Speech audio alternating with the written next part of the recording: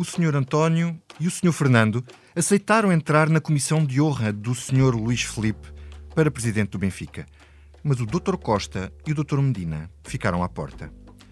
Não ouvem, não sabem, não leem as notícias sobre o Sr. Vieira, arguido no processo Lex, suspeito de oferecer contrapartidas ao juiz Rui Rangel e um dos grandes devedores do novo banco, 760 milhões de euros. Bom, isto entre outras coisas. Mas temos outro amante do futebol. Sócio do Braga, ex-apoiante do presidente do Braga, Marcelo Rebelo de Sousa não voltou a manifestar-lhe apoio quando já era presidente da República e esta semana deu a entender que não achou graça aos argumentos de homem duplicado de António Costa. Na quinta-feira vai falar com o primeiro-ministro sobre o assunto. É uma determinada pessoa, exercendo uma determinada função em relação a um determinado acontecimento desportivo, num determinado momento histórico, num determinado contexto. Portanto, não é possível fazer considerações teóricas sobre uma realidade concreta. Mas para o primeiro-ministro não há qualquer problema. É assim uma espécie de duplo de si mesmo.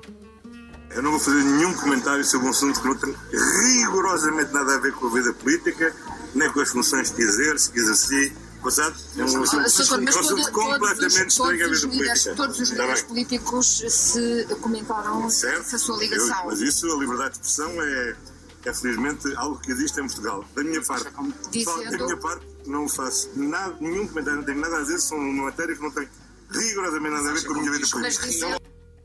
Não tem rigorosamente nada a ver com a vida política. Mas como nós sabemos, tudo na vida é política. E o estranho é se por ingenuidade o primeiro-ministro achava que este tema não ia ser um tema político. Bom, mas já Fernando Medina disse isto. Eu acho que quem está em funções públicas, nomeadamente ao nível de responsabilidade a que eu estou, tem que estar, como eu estou, completamente dedicado e concentrado naquilo que estou a fazer. E não ter nenhuma situação que levante qualquer tipo de dúvida relativamente às decisões que são tomadas. E por isso, eu pessoalmente entendo que nenhum responsável público que ocupe altas funções públicas, seja na política, numa autarquia, magistrados ou outro tipo de responsáveis políticos, não devem ocupar lugares que conflituem ou que aparentemente conflituem com isso, como são normalmente estes lugares nos clubes de futebol, nas instituições, são lugares muito divisivos, são entradas na vida pública e na vida particularmente divisivos, que dificilmente as pessoas se conseguem depois separar dessa imagem e todos os atos que praticam estarão sempre ao escrutínio dessa imagem. Eu acho que não é bom para a política, não é bom, neste caso, para o futebol, que se misturem.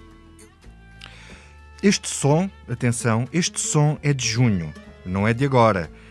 Este som é de Fernando Medina na TVI, quando se dizia que ele poderia ter um cargo no Conselho Consultivo do Benfica.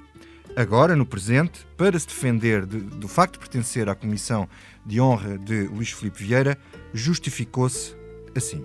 Eu já fazia parte da Comissão de Honra de Luís Filipe Vieira há 4 anos atrás. Aliás, como Primeiro-Ministro.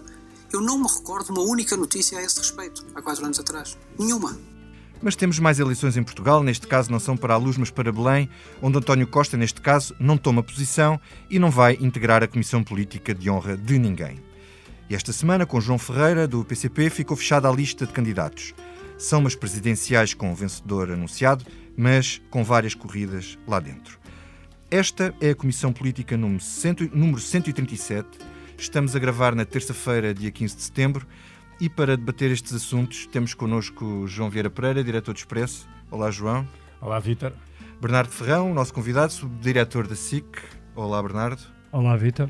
E Miguel Santos Carrapatoso, jornalista do Expresso. Olá, viva. Eu sou o Vítor Matos. Começo pelo nosso convidado, Bernardo. Como é que é possível António Costa não ter antecipado uma polémica destas? Tendo em conta tudo aquilo que se tem dito e escrito sobre Luís Filipe Vieira. Isto é ingenuidade? É só ingenuidade? Pois não é conhecido por ser ingênuo. Essa é uma pergunta difícil de responder, porque de facto, olhando para António Costa e olhando para o que é António Costa, fica difícil de perceber como é que ele toma esta opção. Se é ingenuidade, é estranho. Se é um certo pensamento ou uma certa sensação por parte de António Costa de que se tornou intocável, ainda mais estranho é.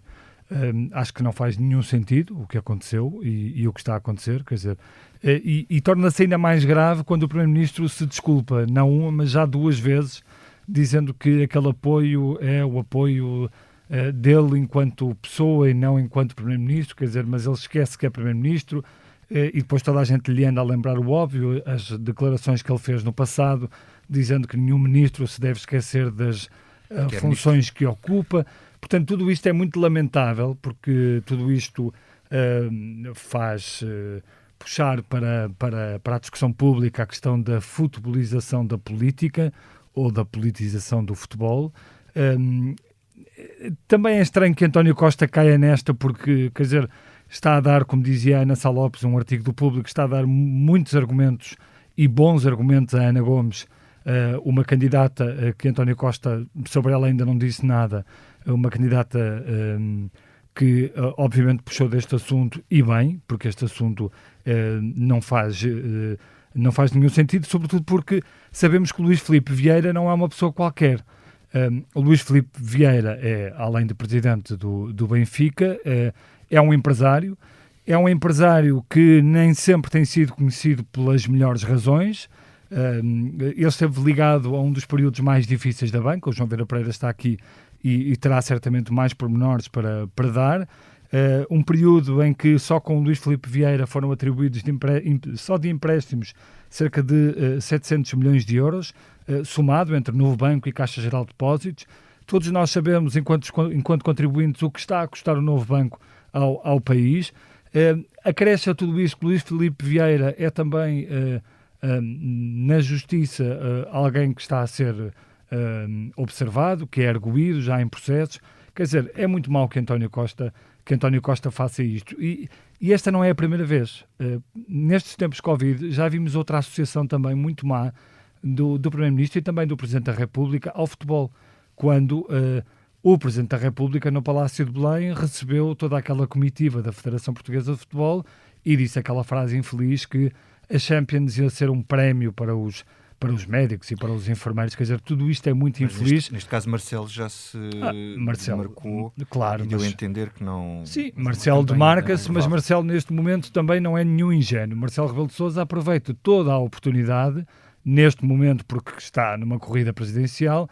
Todas as oportunidades são ideais para Marcelo Rebelo de Sousa se descolar de António Costa, porque é isso que ele também precisa neste momento. Mas sem perder o pé aos votantes do Partido Socialista. Não é? Sim, sem perder o pé, mas os próprios votantes do Partido Socialista, certamente, muitos deles certamente acharão, ou alguns deles, não digo muitos, mas alguns deles, acharão mal que António Costa faça isso, se cole a Luís Filipe Vieira desta forma, porque, e mesmo para Luís Filipe Vieira, para o Benfica, eu acho que isto também não é positivo, porque o Ministério Público olha para isto e não sei se não ficará mais acicatado. Não sei se os procuradores do Ministério Público não acham, olha, o Primeiro-Ministro ou o Luís Filipe Vieira acha que por ter o apoio do Primeiro-Ministro estará de certa forma a condicionar-nos.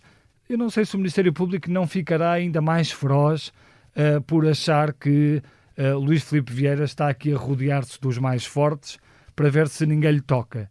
E, portanto, acho que isto é mau para toda a gente, muito mau para a política, que mais uma vez perde crédito. João, isto é muito mau para toda a gente e é muito mau para a política. Tu consegues perceber esta diferença do cidadão António e do Primeiro-Ministro Costa? Não, quer dizer, acho que ninguém consegue perceber essa diferença. Essa diferença é usada porque dá jeito agora.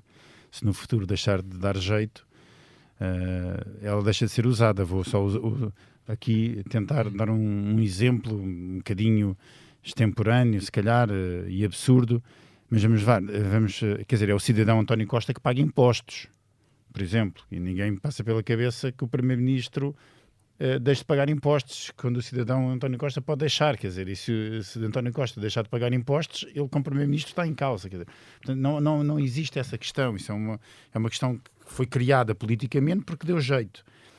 O que não se percebe, quer dizer, eu vou utilizar uma palavra que é a burrice total desta decisão de António Costa, Medina, e não só, de todos os outros políticos envolvidos.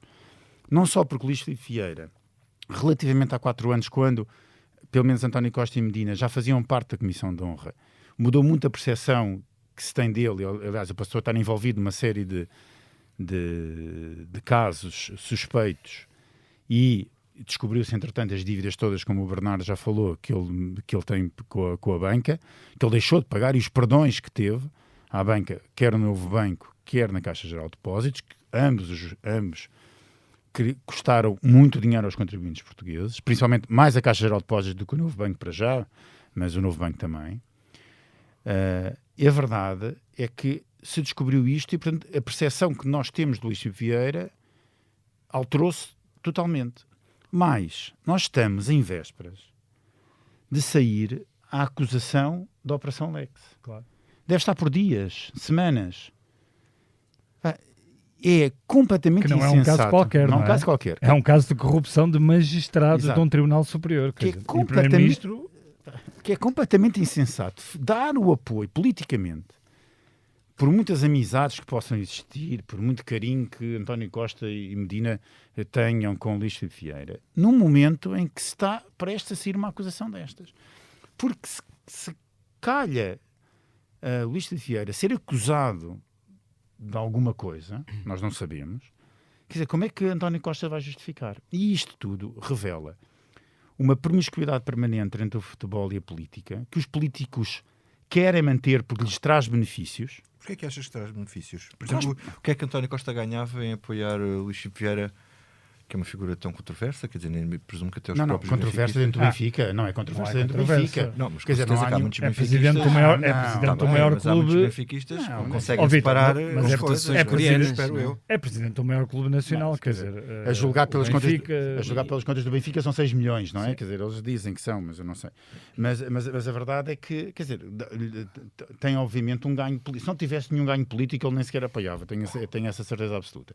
Mas, quer dizer, mas não faz sentido. Mas a promiscuidade com o futebol já é antiga. O Bernardo falou aqui de um caso completamente ridículo. Na altura eu tive a oportunidade de escrever sobre isso. Aqueles 4 indivíduos à volta de uma conferência de imprensa a exacerbar o facto de nós recebermos a Champions era completamente ridículo, onde estava no centro Marcelo Rebelo de Sousa. Mas nós temos mais casos, por exemplo. Nós temos Centeno e os bilhetes para a bola. Sim. Não é? Para o Benfica também. O próprio António Costa pediu bilhetes para a filha, creio. Pronto.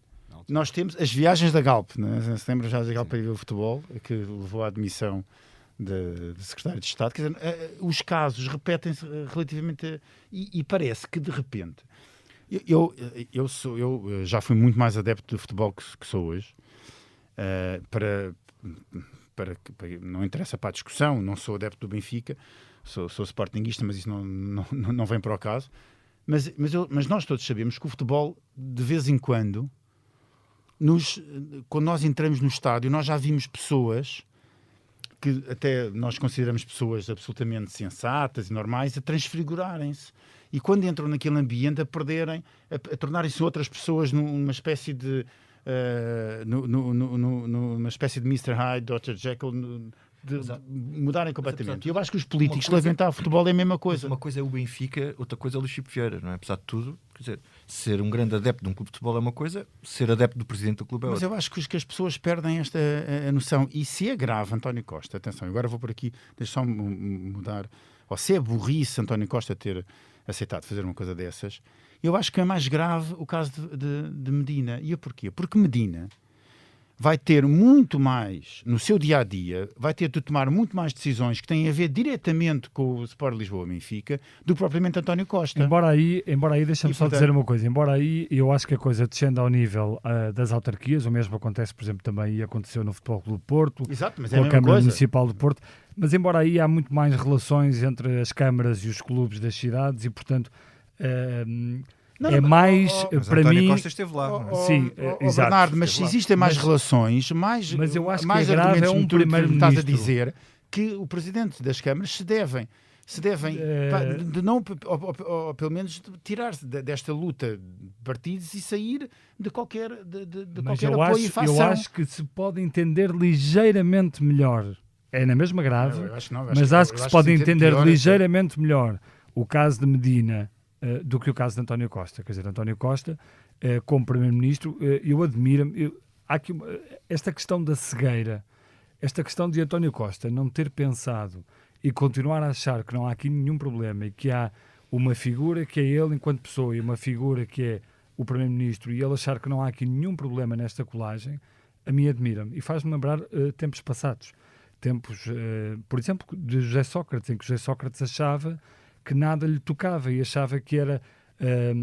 estou a falar do ponto de vista político, quer dizer, acho que é inacreditável como é que um Primeiro-Ministro acha que pode dar apoio a um grande clube, ou ao presidente de um grande clube, estar na comissão de honra, e essa pessoa ter todas Sócrates, as suspeitas... que a gente sabe, não gostava muito de futebol. Porque E não haver contaminações, e não haver qualquer tipo de contaminação. E não haver qualquer tipo de contaminação, porque no fundo o que António Costa está aqui a dizer é que está a emprestar quase que a honra do Primeiro-Ministro a uma candidatura do Presidente do Benfica. Quer dizer, ele nem sequer está mandatado para isso. Ele está mandatado para ser Primeiro-Ministro.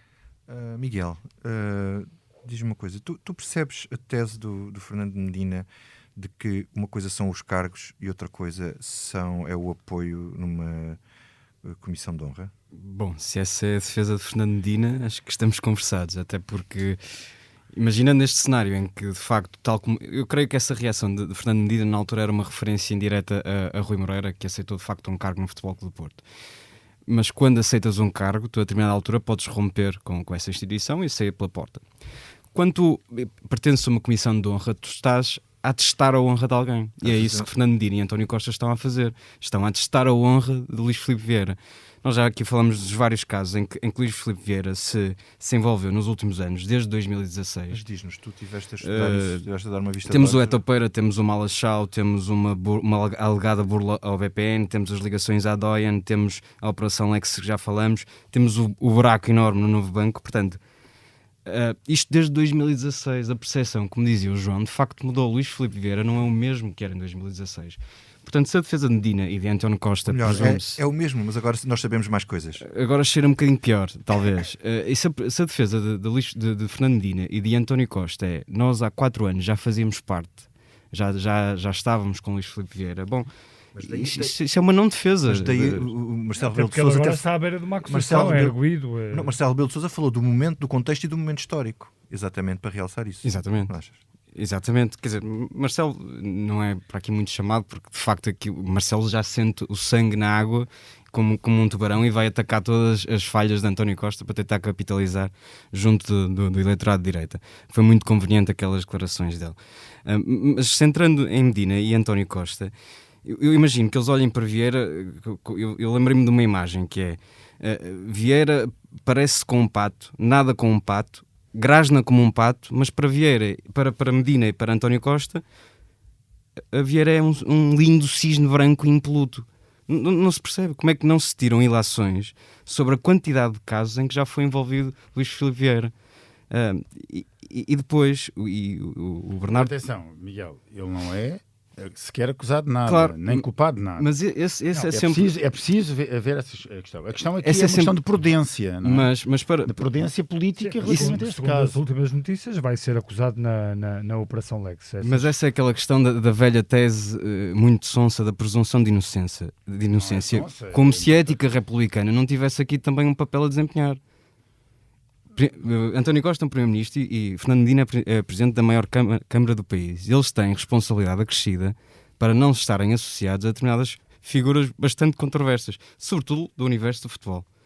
E depois António Costa, e o Bernardo diz isso há pouco, lembrando de José Sócrates, António Costa, a forma como António Costa está a gerir este caso, eu acho que é muito preocupante. António Costa não responde e recusa-se a responder sistematicamente aos jornalistas, dizendo, é uma não resposta, que isto não tem nada a ver. É basicamente estão a dizer, vocês não têm nada a ver com a minha vida. Não, António Costa é Primeiro-Ministro de Portugal e tem que dar explicações sobre este caso.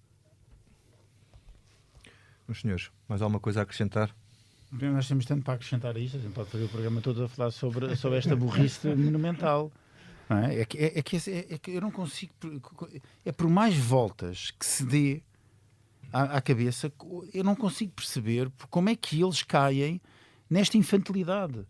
Porque de certeza que eles têm muita informação, muito mais do que nós, sobre aquilo que se vai passar nos próximos anos. Obviamente que o Luís Filipe Vieira, com quase toda a probabilidade, vai ganhar as próximas eleições do Benfica.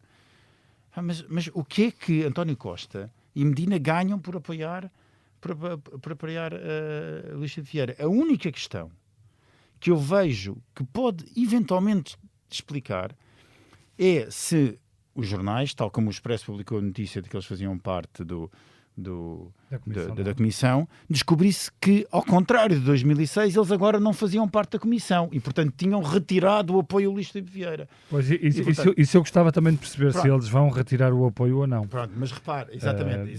Mas e quando? E agora não parecia se uma coisa António Costa retirar...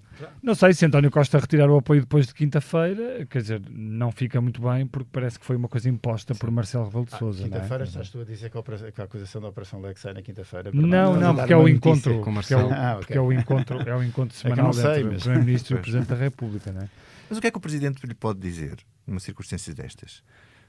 Não sei se o Presidente da República também lhe irá dizer muita já coisa. Havia um pronome muito engraçado no texto da Ângela Silva que dizia, se calhar não vai ser tema. Pois, se calhar já não vai ser eu acho tema. que o Presidente da República quis dar aquela estocada em público dizendo, e lembrou o seu exemplo, eu também estava na Comissão de Honra do Presidente do Braga, mas entretanto fui convidado e disse que não, que agora era Presidente da República. Portanto, já ficou tudo dito. Tu sabes que há uma história de Marcelo dele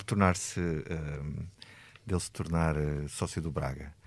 Ele foi com o pai, que era secretário de Estado da Educação, subsecretário de Estado, e tinha o desporto. E eles tinham uma ligação grande lá a Braga, porque ele é lá daquela zona. De Cabeceiras. E amigo de lá Cabeceiras ou Celurico? Celurico. E amigo lá daquelas pessoas lá do Braga e do clube. E aparentemente, eu não escrevi isso na biografia, não consegui confirmar, mas vieram dizer mais tarde que uma das razões para ter sido ele a receber lá ele, o filho, o Marcelo, e não o pai, é porque não era bem visto lá no regime os dignatários serem, condecorados pelos clubes e por isso tudo e tal. E é engraçado porque cola um bocadinho aqui com esta história. Já na altura se fazia a coisa bem feita. Agora é que descambou. Agora é que descambou. E depois é um lado engraçado, que é, temos o PSD, Rui Rio criticou muito António Costa, mas tem um deputado que está na mesma Comissão de Honra. Portanto, o CDS igualmente. Francisco Rodrigues Santos hoje também disse e lembrou, olha, eu sei de Sporting. Portanto, e está lá o Telmo Correia. O PCP convidou o Luís Filipe Vieira para o último almoço de campanha, da última campanha. Portanto, também não pode dizer muita coisa. O PCP, são todos uns vermelhos e outros encarnados. E o André Ventura? Também... tudo bom para...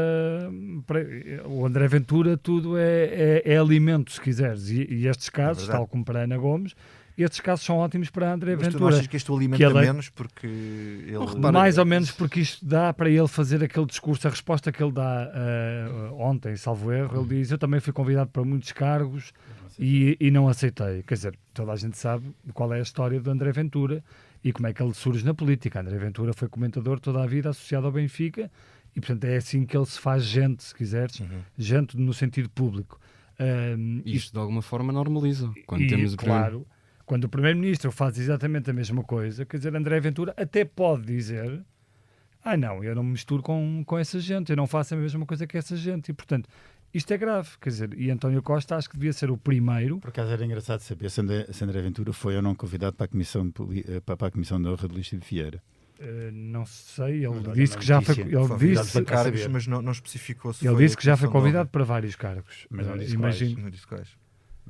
Já agora, que aqui, quando sairmos daqui da gravação, vamos já tentar vamos apurar, senhor ouvinte, e vamos informá-lo assim que a nossa história estiver pronta.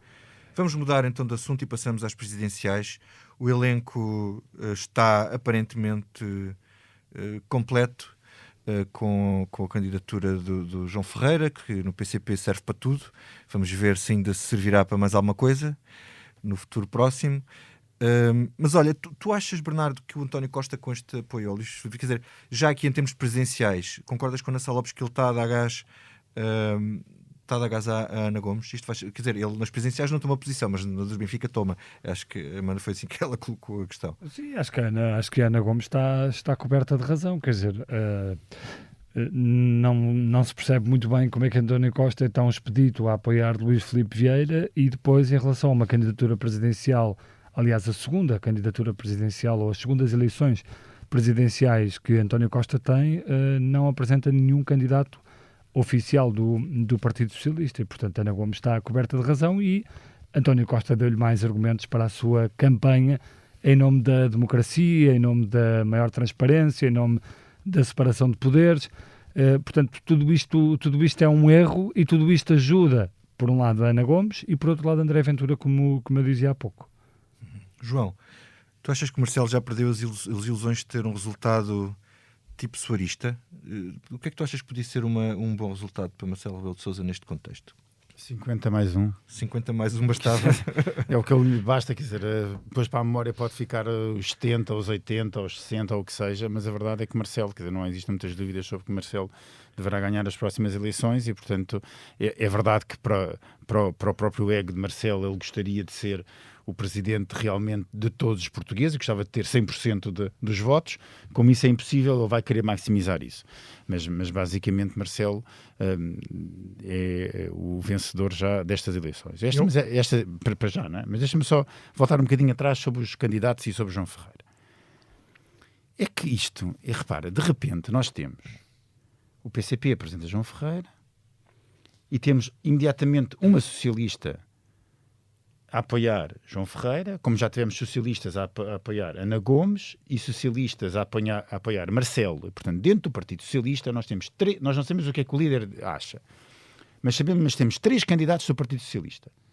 Eu lembro do Partido Socialista já ter tido 2 candidatos muitas vezes, mas 3 candidatos não. E nós não sabemos, porque não há ninguém para já que tenha junto ou pelo menos do Partido Socialista, que tenha dito publicamente que vai votar no Ventura ou no candidato da Iniciativa Liberal, porque se calhar até há, não sei, mas pelo menos publicamente temos 3. O que é que isto mostra? Mostra que o Partido Socialista, tal como a história sempre basta ir à história para recordar, está completamente partido por dentro.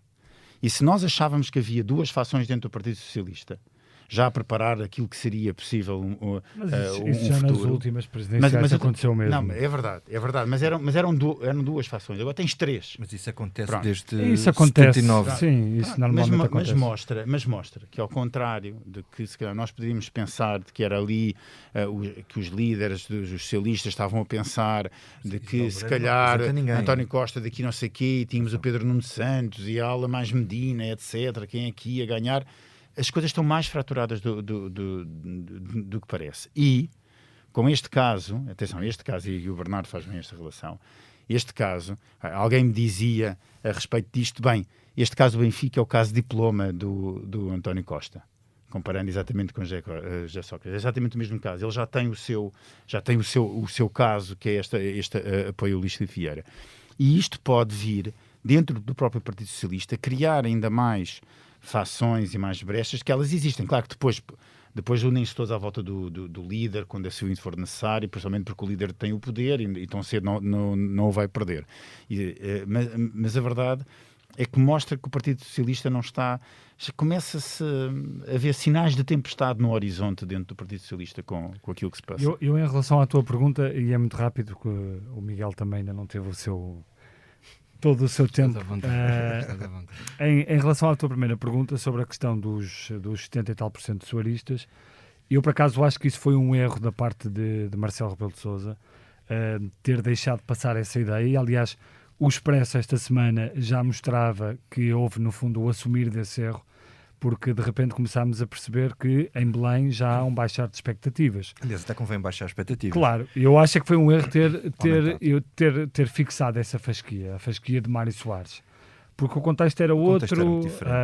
Na altura, se nos lembramos, Cavaco Silva pediu para que se apoiasse, ou quis apoiar a candidatura de Mário Soares, portanto havia muita coisa diferente e, portanto, se Marcelo não conseguir atingir os 71%, salvo erro que foi esse o valor, ou perto disso de Mário Soares, pode ser encarado como uma vitória pouco fulgurante e, portanto, isso não é bom para Marcelo Rebelo de Sousa, embora a vitória parece-me que está assegurada, porque pelo menos é disso que reza a história, não é? Miguel, tu fizeste um artigo esta semana no Expresso em que tu foste analisar os dados das campanhas. E, na verdade, os resultados das segundas eleições dos presidentes. A pior reeleição foi a de Cavaco Silva. Por muito pouco, é verdade. Com 53%. A tendência é que os presidentes em funções cresçam muito pouco em relação à primeira vitória. A exceção é de Mário Soares, que conseguiu os tais 70% quando foi contra Basílio Horta. Mas nesta questão, Marcelo, ainda há aqui em relação a Cavaco, há aqui uma agravante. É que Cavaco Silva tinha a direita toda unida e teve 53%. E Marcelo não. E Marcelo não tem. É a primeira vez que vamos ter esse cenário de um presidente que vai a votos com a direita completamente fragmentada. Vamos lá ver o que é que vale essa direita. Temos um candidato da Iniciativa Liberal e o André Ventura do Chega. Mas é que Marcelo não é um candidato da direita. Exatamente, e Marcelo não é um candidato de direita, portanto vamos ver se... É o Marcelo. Sim, e tem uma grande penetração no eleitorado do PS, por exemplo. No PS e mais à esquerda, inclusive. Aliás, nas várias sondagens que nós publicámos nos últimos meses, isso mostra que a base eleitoral, por exemplo, do Partido Socialista aprecia muito Marcelo. Em todas as sondagens não que parece nós que isso vai ser um obstáculo para Marcelo, essa questão da direita. Acho que é a esquerda quem mais problemas tem nestas eleições. Acho que é um monumental tiro no pé o Bloco e o PCP terem insistido num candidato próprio.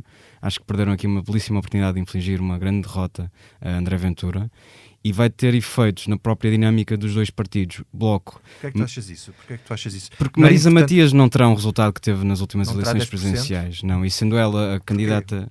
Porque matematicamente é muito difícil. Estamos a falar de Sampaio da Nova, não era um candidato como é Ana Gomes. O Sampaio da Nova e a Maria de Belém tiveram 27% nas outras eleições. Não consegues achar que Ana Gomes vai ter 27%? Eu vejo mais ao contrário, que a Marisa tem a possibilidade de crescer. Não acho que Ana Gomes vai ter 27%, mas vamos ter uma grande bipolarização em torno de André Ventura. Eu concordo aqui com o Miguel. Eu acho que Ana Gomes é muito mais abrangente, ou entra muito mais pelo campo de Marisa e pelo eleitorado de Marisa do que entraria Maria de Belém. E a Marisa é um cromo repetido. Sim. A Marisa já se viu. A Marisa teve 10%, salvo erro, não foi isso? 10% foi a terceira candidata mais votada. É difícil, provavelmente, ela conseguir outra vez esse valor. E acho que é péssimo para o futuro da Marisa Matias dentro do próprio Bloco de Esquerda. Sendo ela a candidata natural à sucessão de Catarina Martins, pode sofrer aqui uma derrota completamente desnecessária. O Bloco podia-se ter demitido destas eleições presidenciais. Ela é a candidata natural à sucessão. Eu não tenho... Admito que sim, é uma aposta pessoal. Ela e a Mariana Mortágua são cis mais evidentes. Sim, não, mas até porque o Bloco vem a perder gás nas sondagens, consecutivamente. Não é? E mesmo para o PCP, João Ferreira, não sei se concordas, achas que o João Ferreira é o próximo, é o candidato natural à sucessão de Jerónimo? Não sei, não faço ideia. O João Ferreira está sempre no palco, não é? Sim. Basicamente. Agora, não sei se o PCP vai cobrar ou não se ele não tiver um grande resultado. Porque estas eleições podem resultado dar... pode ser qualquer coisa como 6%. Não, um grande resultado para o PC, 7%. Não é? Porque o PC nas últimas eleições com o Edgar Silva teve 3%. E eu não estou seguro que o João Ferreira consiga muito melhor. Neste contexto muito particular, não estou seguro que o João Ferreira consiga muito melhor. E acho que estas eleições presidenciais eram umas eleições, eu concordo aqui com o Miguel sobre a questão da esquerda, são umas eleições importantes para a afirmação da esquerda. Acho que isso era importante que fosse conseguido nestas eleições presidenciais. E parece-me que isso pode não ser conseguido porque há de facto aqui uma grande divisão do eleitorado, com a Ana Gomes e a Marisa Matias basicamente ali nos mesmos... a tocarem nos mesmos eleitores ou próximos, e depois acho que elas vão ter que ser, sobretudo elas as duas, e também Marcelo Rebelo de Sousa, obviamente, mas elas vão ter que ser muito hábeis na forma como vão lidar com o André Ventura. E o André Ventura já mostrou isso. Mal foi conhecido o nome das candidatas, ele não hesitou nem por um segundo por atacar. Marisa Matias é a candidata Maria Ruana, Ana Gomes é a candidata cigana e, portanto... E o João Ferreira é o candidato plástico. E o João Ferreira... Sim, mas o João Ferreira... Pronto. Eu acho que tudo o que eles disserem, de todas as vezes que eles quiserem subir ao ringue com o André Ventura, estão a dar gás ao André Ventura. Porque o André Ventura alimenta-se disso. O André Ventura aproveita tudo. Faz de tudo croquetes, como se costuma dizer. E, portanto, acho que esta campanha terá esse enorme desafio. E para Marcelo Rebelo de Sousa também. A campanha, por exemplo, a eleição, por exemplo, de Marine Le Pen e de Macron mostrou isso mesmo. e Macron conseguiu trazer Marine Le Pen para a mesa e para o debate da democracia e dos verdadeiros valores. E acho que Marcelo Rebelo de Sousa ganha se conseguir provocar esse debate com André Ventura.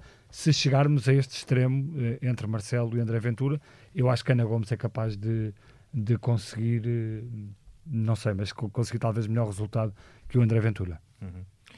Muito bem, vamos rapidamente só fazer aqui um breve comentário à questão do Bloco ter posto em cima da mesa uma nova auditoria ao novo banco como condição para aprovar o Orçamento de Estado. João,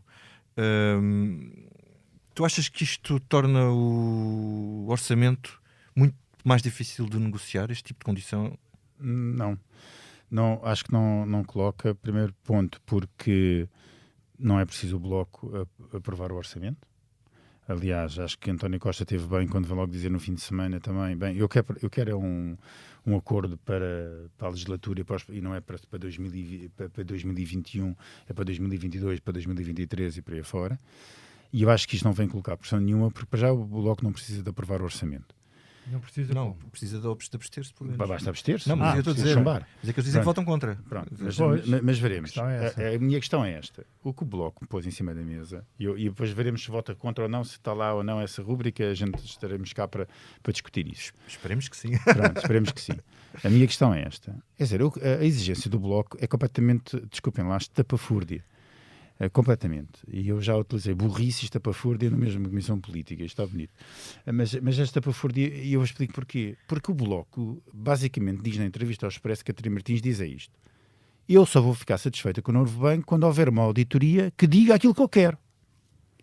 Portanto, se calhar eu sugiro à doutora Catarina Martins que faça ela a auditoria. Faça ela. Faça uma empresa de auditoria. Exatamente. Faça ela a auditoria. Torne sócia da Deloitte ou de uma dessas empresas. Em vez de nos andar a chatear e a pedir ao Parlamento e ao Banco de Portugal e à IGF, faça ela a auditoria. Assim ela faz. Entrega-nos a auditoria, que, como ela diz, a auditoria que permita deitar abaixo, denunciar o contrato com o Lone Star, de venda com o Lone Star, para nós encerrarmos de vez o problema. Porque, reparem, há quanto tempo é que se sabia que era a Deloitte que estava a fazer esta auditoria? Há um ano. Ou há quase um ano. E só agora é que se levantou a questão que a Deloitte era incompatível porque tinha estado num negócio de venda lá de um... pelo amor de Deus, quer dizer, isto é porque a auditoria não diz aquilo que o Bloco de Esquerda acha que é importante que a auditoria dissesse. E o Bloco de Esquerda tem de ter um bocadinho mais... Tem de ser chamado à mesa da discussão e para o debate democrático, porque as coisas não são só como o Bloco quer, as coisas são o que são. E, portanto, se há uma auditoria que diz aquilo que diz, o Bloco tem de enfiar a viola no saco e aceitar o que a auditoria diz. Mas, eu queria só dizer aqui uma coisa... Mas agora sobre o Orçamento de Estado. Eu acho que nós estamos todos a olhar pouco para o que se passa com este Orçamento de Estado. Porque este Orçamento de Estado é extremamente difícil de fazer. Não só pelas bases do próprio Orçamento de Estado, pela falta de informação que tem, que é pela interrogação das políticas que vêm para o futuro. Porque nós estamos num período de completamente incógnita. E nós temos muito pouca informação, quer sobre o que se passa nas contas públicas do Estado, contas públicas sempre do Estado, mas o que se passa nas contas públicas, temos uma falta de informação brutal, porque está tudo atrasado. Inclusive, este próprio Orçamento de Estado, presumo que esteja bastante atrasado. Depois, não sei se repararam, mas João Leão é o novo Ministro das Finanças, tinha uma série de pessoas na equipa que de repente saíram do gabinete.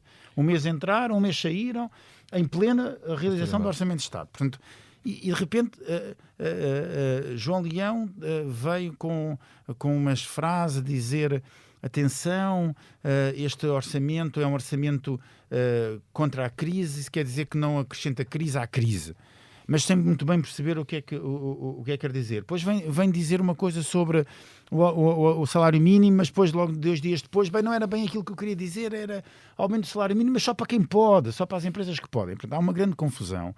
Nós temos muito pouca informação de parte das finanças, temos muito pouca informação que está a fazer, e eu acho que essa pouca informação é pelo facto de ser extremamente difícil fazer este Orçamento de Estado. A margem não é tão grande como se parece, e tal como o Expresso noticiou, e já foi tornado pública pelas próprias finanças, as contas são de João Leão. Ele próprio diz: bem, se nós não fizermos nada, se não acrescentarmos mais nenhuma medida, o déficit em 2021 vai crescer 2 mil milhões de euros, 1.950 milhões de euros, só devido às medidas que nós aprovámos no passado. A maior parte disto é sem pandemia. Mas deixa passar aumentos de função pública, muito rapidamente, aumentos de função pública e pensões. Ou seja, nós vamos ter uma pressão, isto é basicamente 1%, nós vamos ter uma pressão sobre as contas públicas enorme, que eu não sei como é que as finanças vão conseguir enquadrar isto tudo com manter um déficit minimamente controlado e manter uma dívida pública minimamente controlada e ter um orçamento de Estado que seja aprovado no Parlamento. Vai ser muito difícil. Bernardo, o que é que tu achas desta posição do Bloco rapidamente? Torna muito rapidamente, acho que o orçamento? Não me parece que vai tornar muito difícil. Sim, acho que vai dar discussão, vai dar a habitual.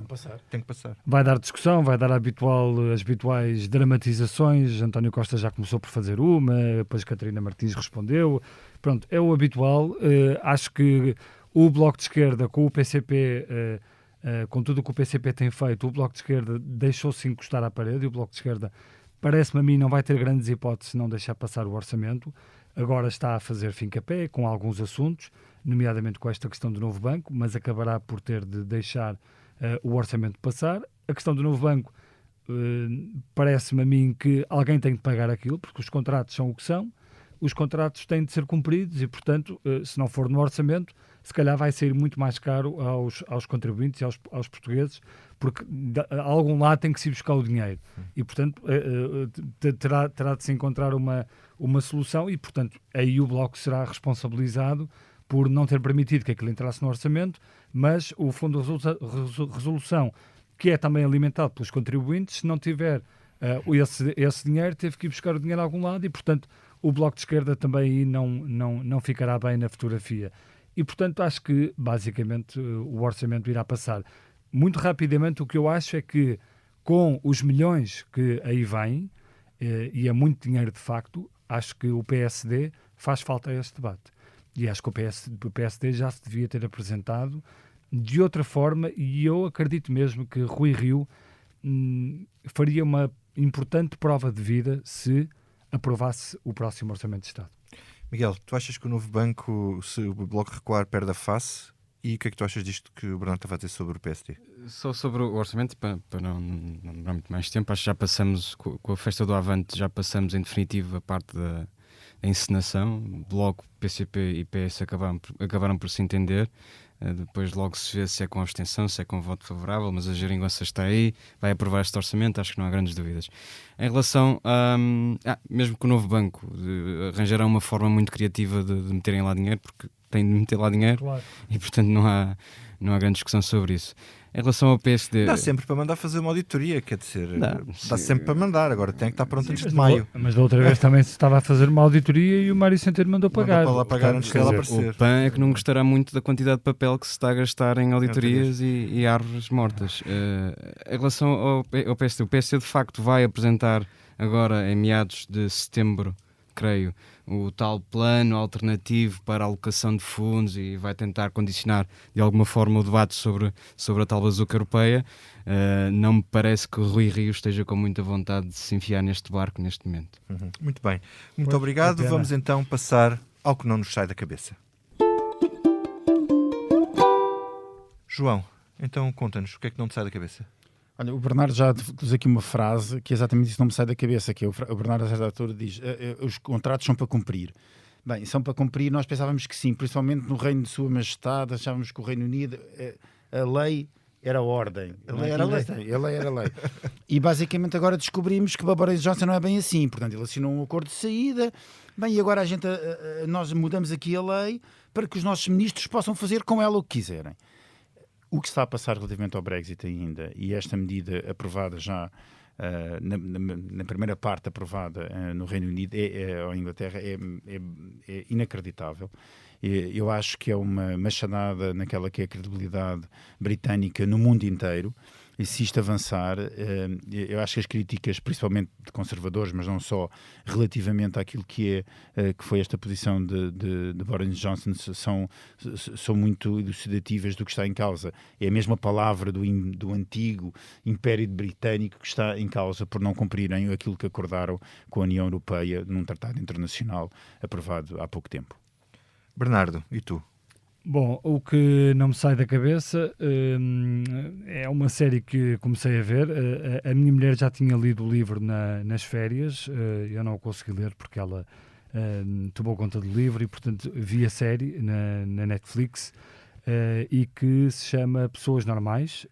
É uma série baseada no livro de Sally Rooney e é uma história muito interessante sobre um casal, millennials, a entrada da universidade, a questão das classes sociais, porque ela é rica e ele é filho de uma empregada que trabalha em casa dela, e todos os desafios e tudo o que acontece a um casal com aquelas idades. É uma série muito profunda, bonita, muito bem filmada e, portanto, recomendo. Muito bem. Miguel, e tu? Não é uma série, mas parecia ficção, de facto. Hoje tivemos a oportunidade de assistir ao grande momento da apresentação do Plano Costa Silva. E ouvir Costa Silva falar, quase percorrer a lista da Amazon toda sobre os principais filósofos gregos e autores extraordinários, quando o que se queria ali era que falasse sobre o futuro do país, ou muito me engano, ou não é exatamente aquilo que se pretendia quando se fala num plano de estratégia para o país. Muito bem, olha, e a mim o que não me sai da cabeça são as imagens do 13 de setembro em Fátima, este domingo. Depois desta discussão toda por causa da festa do Avante, não me parece que tenha sido um bom exemplo ver aquela quantidade de gente no santuário que atingiu a lotação. Portanto, o PCP foi obrigado a reduzir a lotação para metade e, em Fátima, a lotação foi ao limite. Não sabe muito bem porquê, diz João. Não, eu gostava de dizer uma coisa sobre essa, porque ainda hoje Daniel Oliveira tem um artigo de opinião interessante, mas eu só queria refletir uma coisa. É que o facto de se poder, ou se ter deixado de realizar a festa do Avante, permite depois estas coisas acontecem, porque o que acontece em Fátima é de espontâneo. É umas coisas, ou seja, sim, não podia haver ali a organização podia estar mais organizada. Não, tens toda a razão, aquilo é absolutamente inacreditável. É absolutamente inacreditável terem deixado aquilo acontecer, não é essa a questão. A questão é que depois de se permitir coisas como o Avante, as pessoas tornam por bem permitir-se coisas como aconteceram no 13 de setembro. Sim, mas calma, porque o santuário de Fátima já tinha acontecido antes do Avante. É verdade.